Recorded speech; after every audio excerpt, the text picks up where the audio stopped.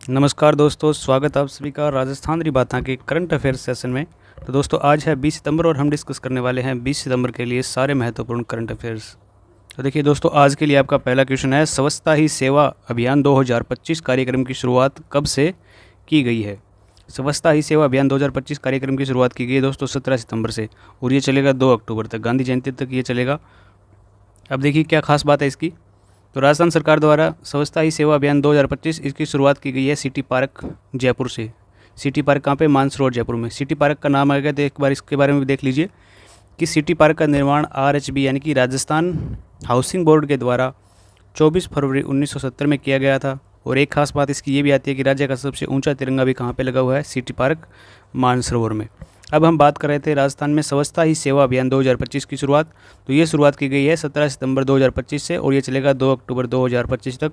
यानी कि जो राजस्थान में ग्रामीण स्तर पर ग्रामीण सेवा शिविर यानी गाँव चलो अभियान जो हम पढ़ रहे थे पहले, ग्रामीण सेवा शिविर, और शहरी स्तर पर शहरी सेवा शिविर यानी कि शहर चलो अभियान जिसका नाम पहले था, अब इसका नाम कर दिया गया शहरी सेवा शिविर। तो इन दोनों अभियानों के तहत ही राजस्थान सेवा अभियान चलाया जाएगा 2025 तक। यानी कि इन ग्रामीण सेवा शिविर और शहरी सेवा शिविर के साथ साथ ही स्वच्छता का भी ध्यान विशेष करके रखा जाएगा। तो ये था अपना स्वच्छता ही सेवा अभियान 2025। शुरुआत इसकी 17 सितंबर 2025 को मानसरोवर जयपुर से की गई है। इसके बाद अपना अगला क्वेश्चन आता है कि केंद्रीय खान मंत्रालय द्वारा राजस्थान में किस क्षेत्र में मिले लिथियम भंडार की नीलामी प्रक्रिया शुरू कर दी गई है। तो अभी खान मंत्रालय को लिथियम के भंडार मिले, ये कहाँ पे मिले हैं? तो ये मिले अपने नागौर में, डेगाना क्षेत्र में, डेगाना नागौर में यहाँ पे लिथियम के भंडार मिले हैं। तो अभी अपने राजस्थान या भारत को कहें कि लिथियम की आपूर्ति चाइना से नहीं करवानी पड़ेगी। अभी अभी राजस्थान में लिथियम के भंडार मिल गए नागौर के डेगाना में। तो अभी इसकी नीलामी शुरू कर दी गई है। देखते हैं क्या खास बातें हैं नागौर और डेगाना के बारे में। तो देखिए दोस्तों कि नागौर में स्थान है एक डेगाना। डेगाना में है रेवत की पहाड़ी, और यहाँ पे मिले हैं लिथियम के भंडार। इसकी क्षमता मानी जा रही है कि यहाँ पे 14 मिलियन टन लिथियम मिलेगा, और अभी इसकी नीलामी की प्रक्रिया प्रारंभ कर दी गई है। इसके साथ ही डेगाना में टंगस्टन का खनन भी किया जाता है। और एक डेगाना में आसपास क्षेत्र ये गोटन, नागौर में एक क्षेत्र है गोटन, यहाँ पे राज्य की प्रथम सफ़ेद सीमेंट की इकाई लगाई गई है। डेगाना से थोड़ा आगे क्षेत्र है गोटन, तो यहाँ पे राजस्थान की पहली सफ़ेद सीमेंट की इकाई भी कहाँ पे लगाई गई है? नागौर में। अब हम नागौर के बारे में थोड़ी सी बात कर लेते हैं कि नागौर का जो शुभंकर है नागौर जिले का, वो है राजहंस, जिसको फ्लेमिंगो के नाम से भी हम जानते हैं। फिर नागौर से लेकर अजमेर तक यहाँ पे कुबड़ पट्टी या जिसको बांका पट्टी भी कहा जाता है, यानी कि फ्लोराइड की ज़्यादा मात्रा होने के कारण इसको कुबड़ पट्टी या फ्लोराइड की बांका पट्टी भी कहा जाता है। और रिजर्व क्षेत्र भी है नागौर में दो, एक तो रोट और एक गांगेलाओ। इसके बाद वीर तेजाजी का संबंध यहाँ पे खरनाल गांव नागौर से आता है। एक नागौर में अमर सिंह की छतरी भी बनी हुई है, और अमर सिंह राठौड़ का पनोरमा भी कहाँ पे बना हुआ है? नागौर में। और ये पूछ लिया जाए कि देश में पंचायती राज व्यवस्था की शुरुआत सबसे पहले कहाँ की गई, तो देश की बात हो रही है दोस्तों। तो देश में पंचायती राज व्यवस्था की शुरुआत कहाँ पे की गई? बगदरी गांव, नागौर का बगदरी गांव है। यहाँ पे गांधी जयंती के समय 2 अक्टूबर 1959 को बगदरी गांव से पंचायती राज व्यवस्था। और एक नागौर का क्षेत्र कृषि उपकरण के लिए भी प्रसिद्ध है, तो ये बात भी आप ध्यान में रख लेना। तो ये थी नागौर के बारे में। यहाँ पे अभी जो वर्तमान में मिला है लिथियम का भंडार, इसकी नीलामी प्रक्रिया शुरू कर दी गई है। चलिए देखते हैं अपना अगला क्वेश्चन। तो अगला क्वेश्चन है कि उच्च न्यायालय के न्यायाधीशों ने राजस्थान के किस राष्ट्रीय उद्यान में हो रहे अवैध खनन को रोकने के लिए भ्रमण किया है। तो अभी वो हाल ही में रणथंभौर राष्ट्रीय उद्यान में न्यायाधीशों के एक समूह ने भ्रमण किया। यहाँ पे अवैध खनन हो रहा था, इसको रोकने के लिए। तो चलिए देखते हैं कुछ खास बातें। अभी राजस्थान का अपना हाई कोर्ट है, इसका उद्घाटन किया गया था कब? 29 अगस्त 1949 को। किसके द्वारा? सवाई मान सिंह के द्वारा ये उद्घाटन किया गया था। और यानी कि पूछ लिया जाए आपसे, राजस्थान उच्च न्यायालय के यानी राजस्थान हाई कोर्ट के प्रथम न्यायाधीश कौन थे? तो कौन थे? के वर्मा। और वर्तमान में है KR श्रीराम। तो KR श्रीराम वर्तमान में राजस्थान उच्च न्यायालय के मुख्य न्यायाधीश हैं। अब बात करें इसकी मुख्यालय की, राजस्थान हाई कोर्ट का मुख्यालय कहाँ पे? तो अपने जोधपुर में राजस्थान का हाई कोर्ट का मुख्यालय है। और एक इसकी पीठ कहाँ पे है? जयपुर जिले में है। और वर्तमान में इस हाई कोर्ट के न्यायाधीशों की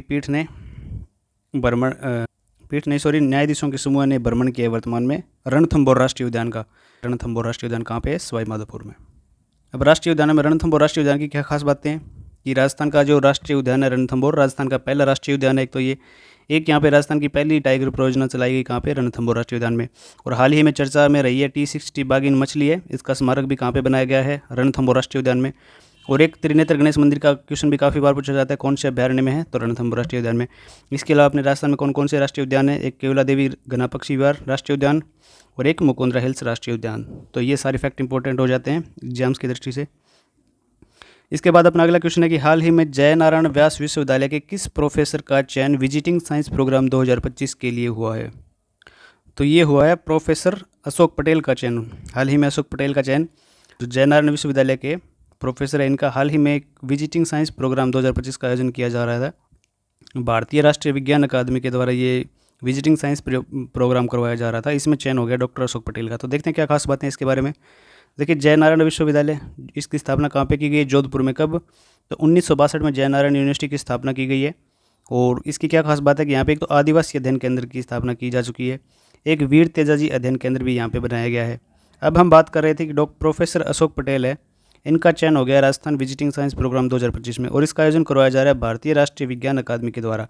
अब ये क्या करेंगे, इनका चयन होने के बाद ये बाजरे की जेनेटिक्स पर अध्ययन का कार्य करेंगे। बाजरे की किस्म है, इसकी जेनेटिक्स पर अध्ययन का कार्य करने वाले हैं कौन? प्रोफेसर अशोक पटेल। इसके बाद अपना अगला क्वेश्चन है कि राजस्थान सरकार द्वारा कितने खिलाड़ियों को इंदिरा गांधी नहर परियोजना के तहत भूमि आवंटित की गई?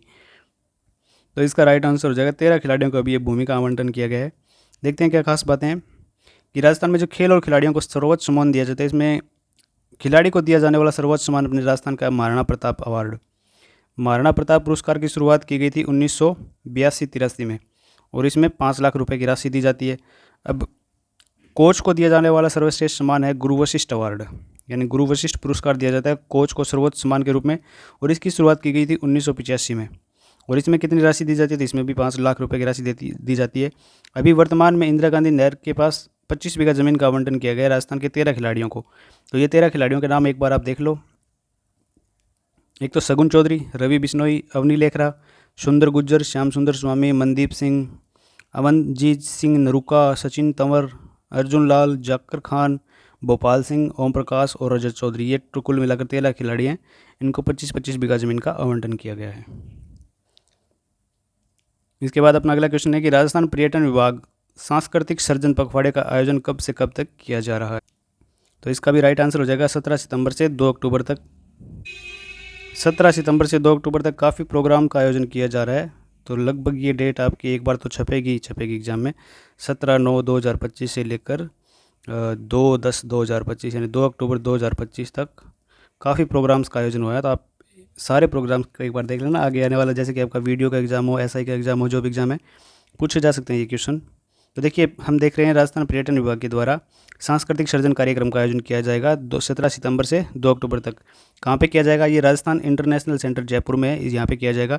और ये इसकी शुरुआत किसके द्वारा की गई? मुख्य अतिथि दिया कुमारी के द्वारा शुरुआत की गई थी राजस्थान सांस्कृतिक सर्जन कार्यक्रम की, और ये 2 अक्टूबर तक चलने वाला है। अब हम पर्यटन विभाग के बारे में बात करें तो पर्यटन विभाग की शुरुआत में जब स्थापना की गई थी एक निदेशालय के रूप में था। 1955 में इसके निदेशालय के रूप में स्थापना की गई। फिर इसको विभाग का दर्जा दे दिया गया 1956 में।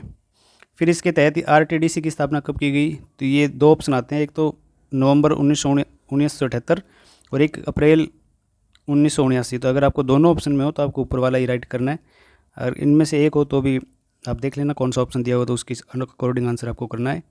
फिर राजस्थान पर्यटन को उद्योग का दर्जा कब दिया गया? तो ये दिया गया मार्च 1989 यानी मार्च 1989 को। और किसकी सिफारिश पर दिया गया ये भी पूछा जाता है, तो मोहम्मद यूनुस समिति की सिफारिश पर पर्यटन को उद्योग का दर्जा दिया गया।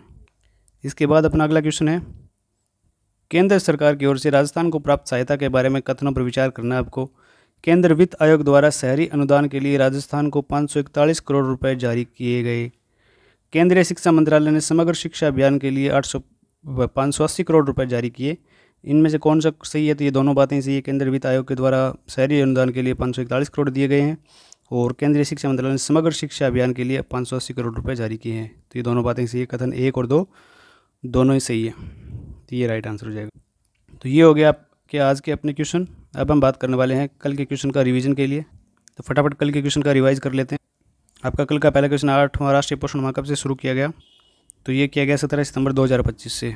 इसके बाद दूसरा क्वेश्चन था, परिवहन विभाग द्वारा एक लेन इंटेलिजेंट ट्रैफिक मैनेजमेंट सिस्टम की प्रथम चरण की शुरुआत कौन से हाईवे से की गई? तो ये NH-48 दिल्ली से जयपुर। इसके बाद सुरताल कला महोत्सव का शुभारंभ किसके द्वारा किया गया? तो ये किया उप मुख्यमंत्री दिया कुमारी जी के द्वारा। इसके बाद जयपुर में आयोजित खेलो इंडिया अस्मिता वुमेन्स जूडो लीग की सीनियर वर्ग श्रेणी में स्वर्ण पदक किसने जीता? ये अनिशा चौधरी और अनुष्का सिंह के द्वारा। इसके बाद विश्व स्तरीय ट्रॉमा और इमरजेंसी सेंटर की स्थापना राजस्थान की किस संस्था में की जाएगी? तो एम्स जोधपुर में की जाएगी।